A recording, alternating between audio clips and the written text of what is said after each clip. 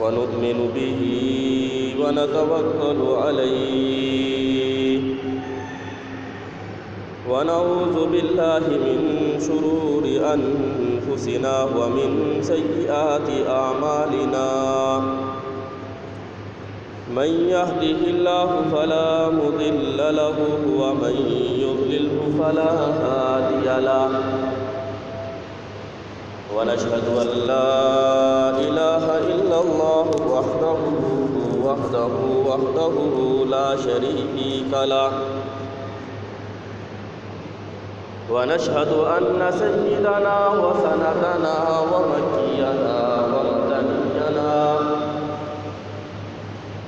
ومولانا محمدا عبده ورسوله أما بعد فأعوذ بالله من الشيطان الرجيم بسم الله الرحمن الرحيم لقد من الله على المؤمنين إذ بعث فيهم رسولا من أنفسهم يتلو عليهم آياته ويزكيهم ويعلمهم الكتاب والحكمة وإن كانوا من قبل لفي ضلال مبين وقال النبي صلى الله عليه وسلم بعثت لأتمم مكارم الأخلاق أو كما قال عليه الصلاة والسلام آمنت بالله صدق الله مولانا العظيم وصدق رسوله النبي الأمي الهاشمي المدني الكريم ونحن على ذلك لمن الشاهدين والشاكرين والحمد لله رب العالمین۔ تمام حضرات عقیدت اور محبت کے ساتھ عبادت اور ثواب کی نیت سے نماز میں پڑھا جانے والا درود شریف ایک مرتبہ بآواز بلند پڑھیں۔ اللہم صل علی محمد وعلی آل محمد كما صليت على إبراهيم وعلى آل إبراهيم إنك حميد مجيد اللهم بارك على محمد وعلى آل محمد كما باركت على إبراهيم وعلى آل إبراهيم إنك حميد مجيد۔ حضور آئے تو سر آخری نشپا گئی دنیا، اندھیروں سے نکل کر روشنی میں آ گئی دنیا،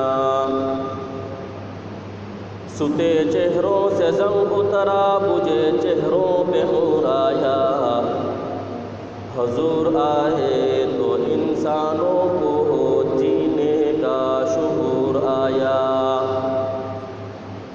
وہ آئے جن کے آنے کی زمانے کو ضرورت تھی،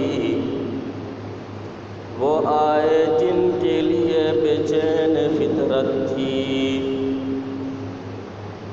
وہ آئے جن کے خاطر مضطرب تھی وادی بطحا، وہ آئے جن کے قدموں کے لیے کعبہ ترستا تھا۔ واجب الاحترام عزیزان گرامی، آپ کے سامنے قرآن کریم فرقان مجید چوتھا پارہ سورۃ آل عمران کی آیت نمبر 164 تلاوت ہے، اور سرکار دو عالم تاجدار مدینہ محمد مصطفیٰ احمد مجتبیٰ صلی اللہ علیہ وسلم کی ایک حدیث مبارکہ پیش ہے۔ ربیع الاول کا مہینہ شروع ہو چکا ہے، آج ربیع الاول کی پہلی تاریخ ہے۔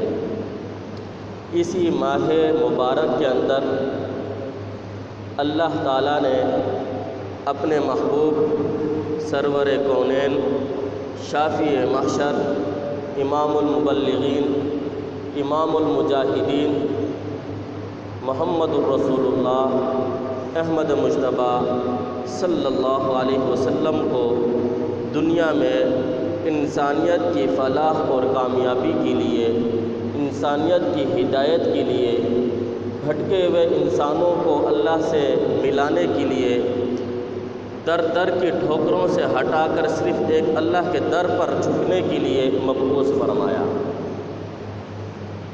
اسی مناسبت سے چند باتیں آپ کے سامنے عرض کروں گا، وقت مختصر ہوتا ہے کہ اس آیت کے اندر اللہ تعالیٰ نے نبی کریم صلی اللہ علیہ وسلم کی سیرت کے 4 پہلوؤں کو بیان کیا ہے، اور قرآن کریم کے اندر اللہ تعالیٰ نے پوری امت کو حضور صلی اللہ علیہ وسلم کی سیرت کو بطور نمونے کے پیش کیا اور اپنانے کا حکم دیا ہے۔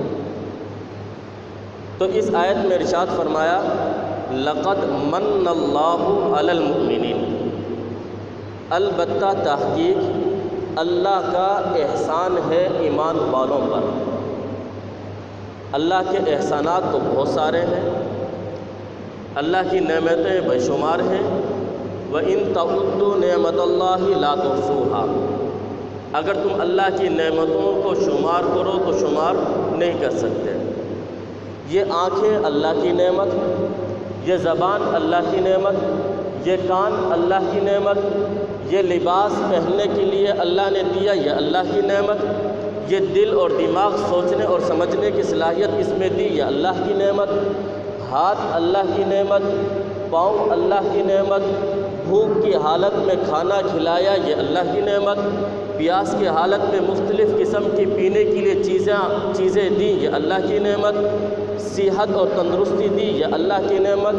فَبِأَيِّ آلَاءِ رَبِّكُمَا تُكَذِّبَانِ، ظاہری طور پر، باطنی طور پر اللہ کی نعمتیں اتنی ہیں کہ اللہ فرماتے ہیں کہ تم میری کس کس نعمت کو جھٹلاؤ گے، کہ اللہ کی ایک ایک نعمت کو اگر ہم گننا شروع کر دیں تو ہمارے اندر اتنی طاقت نہیں کہ ہم اللہ کی نعمتوں کو گن سکیں۔ اللہ کی نعمتیں بے شمار موسلا دھار بارش کی طرح ہم پر برس رہی ہیں مسلسل، لیکن ایک نعمت جسے اللہ تعالیٰ نے یہاں پر نعمت عظمیٰ کے طور پر، نعمت کبریٰ کے طور پر بطور احسان کے جتلایا، جتنی نعمتیں دیں کسی پر احسان نہیں جتلایا، لیکن ایک نعمت لقد من اللہ علی المؤمنین، البتہ تحقیق اللہ کا احسان ہے، ایک ایسی نعمت تمہیں دی کہ وہ تم اس نعمت کو دیکھو گے تو خود کہہ چکو گے کہ واقعی میں اللہ کا بہت بڑا احسان ہے۔ اور وہ نعمت کیا ہے؟ وہ رسول اللہ صلی اللہ علیہ وسلم کی بعثت ہے، کہ اللہ نے اپنا محبوب ہمیں عطا کیا۔ محمد صلی اللہ علیہ وسلم اللہ کے محبوب ہیں، کون ہے بھی؟ اللہ کے محبوب ہیں۔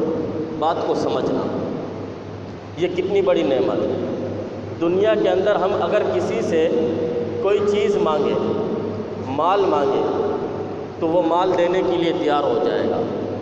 کسی سے جان مانگے تو وہ جان قربان کرنے کے لیے تیار ہو جائے گا۔ اس سے اولاد کی قربانی مانگے وہ بھی دے دے گا۔ اس سے ہم یہ کہیں کہ وطن کو چھوڑ دے وہ بھی چھوڑ دے گا۔ لیکن ان سب باتوں کو وہ کرتا ہے، ایک بات ضرور کہتا ہے، مجھ سے جو چیز مانگنی ہے مانگ لو، لیکن مجھ سے میرے محبوب کو مت مانگنا، میں اپنا محبوب تمہیں دینے کے لیے تیار نہیں۔ لیکن اللہ تعالیٰ فرماتے ہیں کہ میں نے اپنا محبوب تمہیں دے دیا۔ کتنا بڑا احسان ہے کہ تم اس احسان کا بدلہ شکر کے ذریعے سے بھی نہیں ادا کر سکتے، کہ میں نے تمہیں اپنا محبوب تمہیں عطا کر دیا ہے۔ اور پھر علماء فرماتے ہیں، عربی مقولہ ہے تعرف الاشیاء باضدادها، کسی چیز کی اہمیت کے بارے میں اندازہ لگانا ہو تو اس کی مد مقابل جو چیز ہے اس سے لگایا جا سکتا ہے۔ مثال کے طور پر ابھی روشنی ہے، اب یہ روشنی کتنا بڑا فائدہ ہے، اس کی اہمیت کتنی ہے، اس کا اندازہ اس وقت پتہ چلے گا، اس کی اہمیت کا اندازے کے بارے میں اس وقت پتہ چلے گا جب اندھیرا آئے گا۔ صحت اور تندرستی کتنی بڑی نعمت ہے، اس کی اہمیت کے بارے میں اس وقت پتہ چلے گا جب ہم ہسپتال میں جا کر کسی بیمار سے پوچھیں گے کہ یہ صحت اور تندرستی کتنی بڑی نعمت ہے۔ تو ہر چیز کی اہمیت کے بارے میں جب اندازہ لگانا ہو تو اس کے مقابل والی چیز کو دیکھا جاتا ہے، پھر پتہ چلتا ہے کہ کتنی بڑی نعمت ہے، کتنی اس کی اہمیت ہے۔ تو اللہ فرماتے ہیں کہ میں نے تمہیں بہت بڑی نعمت دی۔ کہ اللہ کتنی بڑی نعمت دی، وہ کیسی نعمت ہے، اس کی اہمیت کا اندازہ کیسے پتہ چلے گا؟ آخری جملے کے اندر اللہ تعالیٰ نے فرمایا وَإِن كَانُوا مِن قَبْلُ لَفِي ضَلَالٍ مُبِينٍ۔ نبی کی اہمیت، نبی کی آمد کے اہمیت کے بارے میں اگر اندازہ لگانا ہو تو زمانہ جاہلیت کو دیکھو اور نبی کی آمد کے بعد کے زمانے کو دیکھو، تو پھر پتہ چلے گا کہ نبی کی آمد کتنی بڑی اہمیت ہے اور یہ کتنی بڑی نعمت ہے۔ چند بطور نمونے کے آپ کے سامنے پیش کرتا ہوں۔ نبی کی آمد سے پہلے اللہ فرماتے ہیں وَإِن كَانُوا مِن قَبْلُ لَفِي ضَلَالٍ مُبِينٍ، تم گمراہی میں پڑے ہوئے تھے، تم جہالت میں پڑے ہوئے تھے۔ نبی کی آمد سے پہلے کا دور ظلمت کا دور تھا، جہالت کا دور تھا، شرک کا دور تھا، بدعات کا دور تھا، بے حیائی کا دور تھا، زندہ چھوٹی بچیوں کو جو ہے زندہ درگور کر دیا جاتا تھا۔ کوئی برائی ایسی نہیں تھی جو اس زمانے جاہلیت میں موجود نہ ہو۔ وہ زمانہ ظلمات بعضها فوق بعض کا مصداق بن چکا تھا۔ بد اخلاقی کی برائیاں اس زمانے میں تھیں، بد تہذیبی کی برائیاں اس زمانے میں تھیں، بد اعتقادی کی برائیاں اس زمانے میں تھیں، شرک کی برائیاں اس زمانے میں تھیں، بدعات کی برائیاں اس زمانے میں تھیں، ماں باپ کا ادب اس زمانے میں نہیں کیا جاتا تھا، چھوٹوں پر شفقت اس زمانے میں نہیں کیا جاتا تھا۔ وہ زمانہ کیسا زمانہ تھا آپ خود اندازہ لگائیں۔ نبی صلی اللہ علیہ وسلم کی آمد سے پہلے بیت اللہ کے اندر 360 بت رکھے ہوئے تھے۔ بیت اللہ کے اندر کتنے بت رکھے ہوئے تھے؟ 360۔ اور وہ پھر مختلف قسم کے بت بنائے جاتے تھے، بیچے جاتے تھے، بولیاں لگتی تھیں، یہ 10 روپے کا ہے، یہ 20 روپے کا ہے، یہ 30 روپے کا ہے، یہ پتھر کا ہے، یہ لوہے کا ہے، یہ تانبے کا ہے، یہ پیتل کا ہے۔ پھر یہ مختلف قسم کے بت، یہ مختلف قسم کے خدا، یہ پانی دینے والا ہے، یہ بارش برسانے والا ہے، یہ روزی دینے والا ہے، یہ صحت دینے والا ہے، یہ جو ہے روزی میں برکت دینے والا ہے، یہ مشکلات کو دور کرنے والا ہے۔ مختلف قسم کے بت رکھے ہوئے تھے اس بیت اللہ کے اندر، جس بیت اللہ کو بنانے کے بعد حضرت ابراہیم علیہ السلام راتوں کو اٹھ کر دعا کرتے تھے، اے اللہ یہ مکہ، یہ جس جگہ پر میں نے تیرا گھر بنایا ہے یہ ویرانی ہے، یہاں پر رہتا کوئی نہیں ہے، اے اللہ اس جگہ کو آباد کر۔ وہ جگہ جب آباد ہوتی ہے تو آپ اندازہ لگائیں حضور کے آنے سے پہلے بیت اللہ کے اندر کیا ہوتا تھا؟ بت پرستی، 360 بت رکھے ہوئے۔ پھر آگے اب دوسرا زمانہ دیکھو، نبی کے آنے کے بعد نبی نے کیا کہا؟ سب بتوں سے تمہیں ہٹا کر ایک اللہ کی طرف لگا دیا، تم سب کا خالق ایک، تم سب کا رازق ایک، تم سب کا مالک ایک، تم سب منگتے، تم سب کو دینے والا وہ، تم سب محتاج، وہ کسی کا محتاج نہیں ہے، تم سب ضرورت مند ہو، تمہاری ضروریات کو پورا کرنے والا وہ ہے۔ در در کی ٹھوکروں سے ہٹا کر ایک اللہ کے سامنے تمہیں جھکنے کا حکم دیا، تمہیں سکھلایا۔ یہ نبی کی کتنی بڑی احسان ہے تمہارے اوپر۔ لقد من اللہ علی المؤمنین اذ بعث فیہم رسولا، کہ اللہ نے تمہارے اوپر اتنا بڑا احسان کیا کہ تم در در پر جھکتے تھے، نبی بھیجا، نبی نے تمہیں سب دروں سے ہٹا کر ایک کے در پر لگا دیا۔ نبی کے زمانہ اور جہالت کے زمانے کے اندر تقابل دیکھیں۔ نبی کی آمد سے پہلے جانوروں کے ساتھ ناروا سلوک کیا جاتا تھا، کیا ہوتا تھا؟ صحابہ کہتے ہیں جب نبی کی آمد نہیں ہوئی تھی، ہم زمانہ جاہلیت کے اندر کیا کرتے تھے، جانور کھڑا ہوا ہے، چھری لے جا کر اس کی ٹانگ کاٹ لیتے، زندہ جانور کی ٹانگ کاٹ لیا کرتے تھے، اور جانور اچھلتا تھا، چیختا تھا، خون بہتا تھا، ہم اس منظر کو دیکھ کر خوش ہوا کرتے تھے، زندہ اس کے گوشت کو کاٹ کاٹ کر کھایا کرتے تھے، یہ منظر ہمیں بڑا اچھا لگتا تھا۔ یہ زمانہ جاہلیت۔ حضور کی آمد کے بعد کیا ہوا؟ نبی نے کیا تعلیم دی؟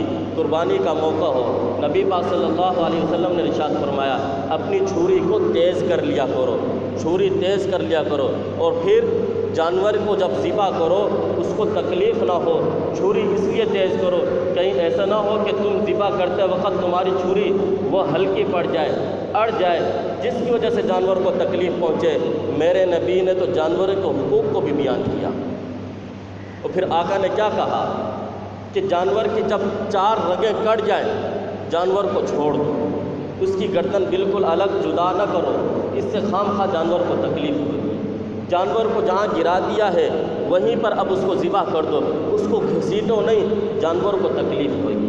تو نبی کی آمد سے پہلے زمانے کے اندر جانوروں کے ساتھ کس طریقے سے سلوک کیا جاتا تھا، اور نبی کی آمد کے بعد جو ہے جانوروں کے ساتھ کس طریقے سے جو ہے ان کو جو ہے بغیر تکلیف پہنچائے جو ہے ان کے ساتھ معاملہ کیا جاتا ہے۔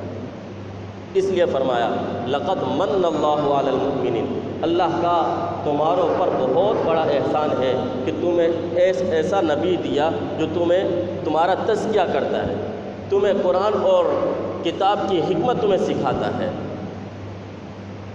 آگے چلیے، نبی کی آمد سے پہلے ماں کا درجہ کیا تھا؟ زمانہ جاہلیت کے اندر لوگ کیا کیا کرتے تھے؟ جب باپ کا انتقال ہو جاتا تو سب بیٹے مال کو، جائیداد کو تقسیم کیا کرتے تھے۔ مال جب تقسیم کر لیتے، دیکھتے کہ ماں بچ گئی ہے، اب یہ کہتے تھے کہ یہ ماں میرے باپ کی مملوک تھی، اب بیٹے اس کو اپنے لیے جو ہے تقسیم کر لیتے تھے۔ ماں کہتی تھی شرم کرو، حیا کرو، میں تمہاری ماں ہوں۔ اس زمانہ جاہلیت کے اندر بیٹے ماں کے ساتھ زنا کیا کرتے تھے، لیکن جب نبی کی آمد ہوئی، آپ کے آنے کے بعد ماں کو کیا درجہ دیا گیا؟ حدیث کی کتابوں میں آتا ہے رسول اللہ صلی اللہ علیہ وسلم کو پتہ چلا اماں حلیمہ سعدیہ جو ہے وہ آ رہی ہیں، وہ خاتون جنہوں نے نبی پاک صلی اللہ علیہ وسلم کو دودھ پلایا تھا، وہ خاتون آئی ہیں۔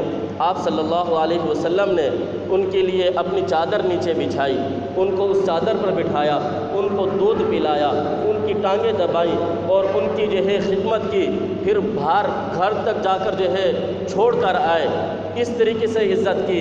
صحابہ نے پوچھا یا رسول اللہ یہ بوڑھی خاتون کون تھی؟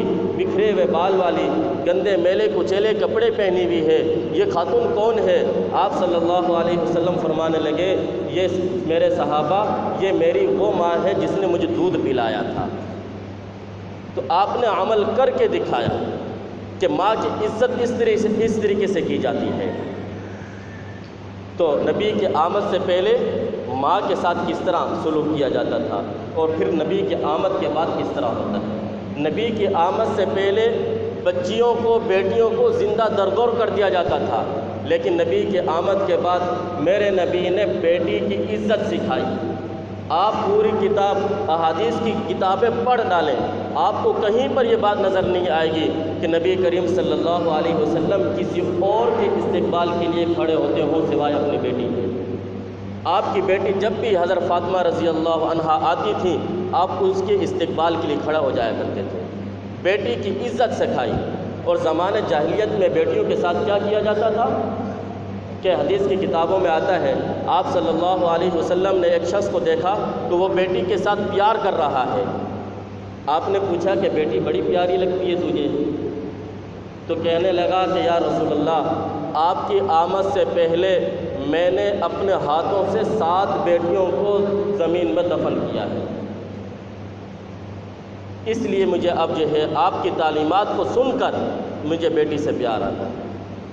ایک اور واقعہ ہے، حدیث کی کتابوں میں آتا ہے ایک شخص آیا، کہنے لگا یا رسول اللہ میں کلمہ پڑھنا چاہتا ہوں، مسلمان ہونا چاہتا ہوں، لیکن میں نے ایک گناہ ایسا کیا ہے جب بھی وہ گناہ میرے ذہن میں آتا ہے جب بھی اس گناہ کے بارے میں سوچتا ہوں تو میری چیخیں نکل جاتی ہیں۔ آپ صلی اللہ علیہ وسلم نے فرمایا کیا تو نے شراب پی ہے؟ کہا نہیں۔ کیا تو نے زنا کیا تھا؟ کہا نہیں۔ تو نے کوئی ڈاکہ ڈالا تھا؟ کہا نہیں۔ تو نے فلاں برا کام کیا تھا؟ کہا نہیں۔ آپ صلی اللہ علیہ وسلم نے چند گناہوں کا تذکرہ کیا اور اس سے پوچھا کیا تو نے یہ گناہ کیے تھے؟ اس نے کہا نہیں یا رسول اللہ یہ گناہ نہیں کیے۔ آپ نے فرمایا کہ بتا تو صحیح کون سا گناہ کیا تھا جس کو سوچ کر تیری چیخیں نکل جاتی ہیں، تو اتنا پریشان ہے؟ تو وہ کہنے لگا یا رسول اللہ آپ کی آمد سے پہلے میں ایک سفر میں جا رہا تھا، ابھی آپ کا زمانہ نہیں تھا، میں سفر پہ جا رہا تھا، میری بیوی امید سے تھی، حاملہ تھی۔ میں نے اپنے بیوی کو کہا میں سفر پہ جا رہا ہوں، اگر تیرے پیٹ سے بیٹا پیدا ہو اس کو زندہ رکھنا، اگر بیٹی پیدا ہو اس کو زندہ دفن کر دینا۔ چنانچہ میں سفر پہ چلا گیا۔ چند سالوں کے بعد میں واپسی آیا، گھر میں آ کر دیکھا کہ ایک چھوٹی سی بچی ہے، خوبصورت سی ہے، بڑی پیاری سے ہے، بہت اچھی گفتگو کرتی ہے۔ میں اس کے ساتھ جب گھر میں آیا میں اس کے ساتھ باتیں کرنے لگا، مجھے بڑی پیاری لگی، اس کی باتوں میں اتنا مٹھاس تھا، اس کی باتیں اتنی اچھی لگ رہی تھیں، مجھے وہ بڑی پیاری لگی۔ جب رات کو سونے کا وقت آیا تو میں نے اپنی بیوی سے پوچھا یہ تو بتا ہمارے گھر کے اندر یہ کس کی بچی ہے؟ بڑی پیاری بچی ہے۔ تو وہ خاتون کہنے لگی اگر آپ ناراض نہیں ہوں گے تو میں سچ بتاؤں؟ میں نے کہا کہ میں ناراض نہیں ہوں گا، مجھے سچ بتاؤ کیا معاملہ ہے؟ تو اس خاتون نے بتایا جب آپ سفر پر چلے گئے آپ نے کہا تھا کہ جب لڑکا پیدا ہو تو اس کو زندہ رکھنا، لڑکی پیدا ہو تو اس کو دفن کر دینا، لیکن آپ کے جانے کے بعد میرے ہاں لڑکی پیدا ہوئی، میں نے اس کو زندہ دفن نہیں کیا۔ کیوں؟ اس لیے کہ گھر کے اندر میں اکیلی تھی۔ میں نے کہا کہ میں اکیلی کس طریقے سے گزارا کروں گی؟ چلو یہ بیٹی ہوگی، اس کے ساتھ باتیں کروں گی، اس کی عادات کو دیکھ کر کھیلوں گی، خوش ہوں گی۔ اب آپ آ چکے ہو اس لیے یہ جوان تھوڑی سی بڑی بھی ہو چکی ہے، یہ آپ ہی کی بیٹی ہے۔ وہ شخص کہنے لگا کہ وہ رات تھی، مجھے نیند نہیں آئی، میں رات کو کروٹیں بدلتا رہا، میں سوچتا رہا مکے کی گلیوں میں نکلوں گا، ابو لہب ملے گا، ابو جہل ملے گا، مشرکین کفار ملیں گے، سب کیا کہیں گے تیری بیٹی زندہ ہے، بیٹی بڑی ہو جائے گی، اس کو جہیز دے گا، اس کی شادی کرے گا، تو کسی کو اپنا داماد بنائے گا۔ اس زمانے جاہلیت کے اندر داماد بنانا یہ ایک عیب سمجھا جاتا تھا۔ وہ شخص کہنے لگا مجھے پوری رات نیند نہیں آئی، میں کروٹیں بدلتا رہا، مجھے کئی خیالات آنے لگے، لوگ مجھے کیا کہیں گے، میں کس کو منہ دکھاؤں گا۔ صبح کو اٹھ کر میں نے ایک رسی لی، میں نے کدال ہاتھ میں اٹھائی، میں نے بیوی کو کہا کہ بیٹی کو تیار کر دے، اچھے کپڑے پہنا، اس کو نہلا دے۔ بیٹی نے پوچھا ابا کہاں لے جاؤ گے؟ میں نے کہا کہ تجھے تیرے ماموں کے گھر پر چھوڑ کر آتا ہوں۔ یا رسول اللہ میں نے اپنی بیٹی کو ساتھ لیا، بیٹی میرے ساتھ چل رہی ہے، چلتے چلتے وہ تھک گئی، کہنے لگی کہ ابا میرے پاؤں میں درد ہو رہا ہے، مجھ سے چلا نہیں جا رہا۔ میں نے اس کی بات کو نہیں سنا، مجھے اس پر ترس نہیں آیا۔ پھر آگے چل کر کہنے لگی ابا مجھے پاؤں میں کانٹے لگ رہے ہیں، کنکریاں چبھ رہی ہیں، مجھے پھر بھی اس کی باتوں پر ترس نہیں آیا۔ میں اس کو لے کر اس کا ہاتھ پکڑ کر جنگل کی طرف لے جانے لگا۔ جب جنگل میں پہنچا تو میں نے وہاں پر ایک گڑھا کھودنا شروع کیا۔ وہ شخص کہتا ہے کہ جب میں گڑھا کھود رہا تھا اس وقت مٹی اڑ کر میرے کپڑوں پہ لگ رہی تھی، میرے چہرے پر لگ رہی تھی، لیکن میری بیٹی اپنے سر سے دوپٹہ اتار کر میرے چہرے کو صاف کرتی اور میرے منہ سے مٹی ہٹاتی تھی، مجھے پھر بھی اس پر ترس نہیں آیا۔ اور پھر جس وقت میں وہ گڑھا کھود رہا تھا سورج کی روشنی میرے اوپر بالکل تیزی کے ساتھ تھی، وہ گرمی کی وجہ سے میرے چہرے پر پسینہ آ رہا تھا، میری بیٹی آگے بڑھتی میرے پسینے کو صاف کرتی، مجھے پھر بھی اس پر ترس نہیں آیا۔ جب میں نے ایک بڑا سا گڑھا کھود لیا تو میں نے اس کے سر کے بالوں سے پکڑ کر اس میں اس کو ڈال دیا۔ وہ لڑکی کہنے لگی ابا مجھے زندہ دفن مت کر، مجھے جنگل میں چھوڑ دے، درندے کھا لیں گے کوئی مسئلہ نہیں، مجھے دفن نہیں کر۔ اس کے ہاتھ اوپر تھے تاکہ ہاتھ پکڑ کے میں اس کو اوپر کو کھینچ لوں۔ میں نے اس کے منہ پر تھپڑ مارا، میں نے کہا کہ نیچے کر اپنے ہاتھوں کو۔ وہ روتی رہی، چیختی رہی، مجھے پھر بھی اس پر ترس نہیں آیا۔ میں نے اپنے ان ہاتھوں سے اس کو زندہ دفن کر دیا۔ یا رسول اللہ جب بھی میں اس واقعے کو سوچتا ہوں میرے آنکھوں سے آنسو نکلتے ہیں۔ آپ صلی اللہ علیہ وسلم جب اس واقعے کو سن رہے تھے، آپ کی آنکھوں سے آنسو نکلنا شروع ہو گئے۔ وہ شخص کہنے لگا، یا رسول اللہ، میں اتنا بڑا بدبخت انسان ہوں، جب بھی وہ واقعہ میرے ذہن میں آتا ہے میری چیخیں نکل جاتی ہیں، پتہ نہیں اسلام قبول کرنے سے یہ میرا گناہ معاف ہوگا یا نہیں ہوگا۔ تو آپ صلی اللہ علیہ وسلم نے ارشاد فرمایا، اسلام قبول کر لے، اسلام لانے کے بعد سارے گناہ معاف ہو جاتے ہیں، لیکن تو نے بڑا گناہ کیا تھا۔ تو میں یہ بتا رہا تھا، نبی کی آمد سے پہلے زمانہ جاہلیت کے اندر بیٹیوں کے ساتھ کیا سلوک کیا جاتا تھا، اور نبی نے آ کر بیٹیوں کو کتنی عزت دی۔ آپ آتی، حضرت فاطمہ رضی اللہ عنہا آتی، آپ اپنی چادر مبارک بچھا دیا کرتے تھے، آپ ان کے لیے کھڑا ہو جایا کرتے تھے۔ یہ آپ نے عزت سکھائی ہے بیٹیوں کی۔ اس لیے نبی کریم صلی اللہ علیہ وسلم کی سیرت کو اپنائیں، آپ کی سیرت کو دیکھیں، آپ کے زمانے کے آنے سے پہلے کس طریقے کا دور تھا، اور اللہ نے پھر نبی پاک صلی اللہ علیہ وسلم کو مبعوث فرمایا، کس طریقے سے اللہ تعالیٰ نے احسان کے طور پر جتلایا ہے۔ لقد من اللہ علی المؤمنین اذ بعث فیہم رسولا، کہ اللہ کا مومنوں کے اوپر ایک احسان سب سے بڑا یہ ہے کہ تمہیں میں نے اپنا محبوب عطا فرمایا۔ اللہ تعالیٰ ہمیں نبی کریم صلی اللہ علیہ وسلم کی سیرت پر چلنے کی، اپنانے کی، عمل کرنے کی توفیق عطا فرمائے۔ وآخر دعوانا ان الحمدللہ رب العالمین۔